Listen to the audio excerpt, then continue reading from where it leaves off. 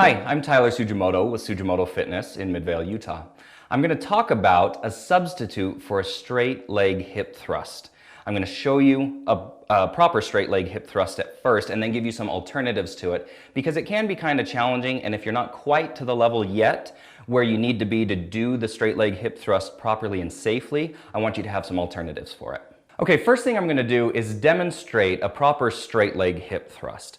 Okay, this is an exercise that you may have seen before. It's known by a lot of different names, but we're going to go by the straight leg hip thrust today, just for familiarity purposes.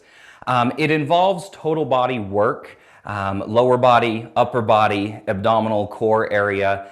Very good for burning calories, really good at getting heart rate up as well. So I'm going to demonstrate the straight leg hip thrust, and then I'm going to show you how we can substitute a different position by bending the legs at a certain point and how that might benefit you a little bit more for the level you're currently at. Okay, so first thing I'm going to do for the straight leg hip thrust, I'm going to bend my legs, and mind you, as I'm demonstrating, I'm doing this in a slower fashion than you would typically for an actual repetition.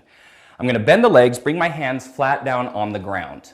From here, I'm going to jump both feet back, and I'm going to catch myself in a push-up position. So my feet will jump back, I'll land on my toes, my arms are going to stay straight. So I jump back to a push-up position from here. Now, there are alternatives from this point where if you'd like to make it a little more challenging for the upper body, you can actually add a push-up, and then you would jump your feet back in and stand up. All right, now to do the alternative of the straight leg hip thrust, we're going to do a bent leg hip thrust. And I'll show you where the variation comes in. Instead of being in a straight body push-up position, your knees will be on the ground. Some people refer to this as a girl push-up. I don't agree with that statement, but it's a modification that a lot of people may need to do if they're going to include the push-up portion of this exercise. Okay, so same beginning position. If I was standing up, I'd squat down, hands on the ground. From here, I'm still going to jump out, keep my abs nice and tight. Okay, now my body's nice and straight from here, but I don't want to stay on the toes because this isn't a straight leg hip thrust, this is going to be bent leg.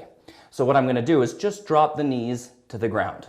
Okay, now I want you to notice as my knees dropped, I didn't sit back, I didn't push my hips back. They're in the same position as if I was going to do a push-up on my toes. Okay, we're just dropping the knees to the ground, that's the only difference. And then from here, we do the push-up, come back up, back to the toes, jump in, stand up. That's it. All right, just to hit on the key points again with this substitute for a straight leg hip thrust.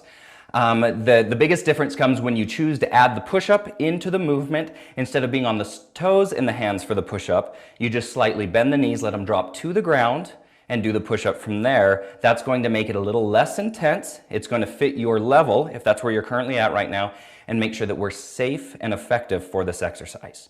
Again, I'm Tyler Tsujimoto with Tsujimoto Fitness.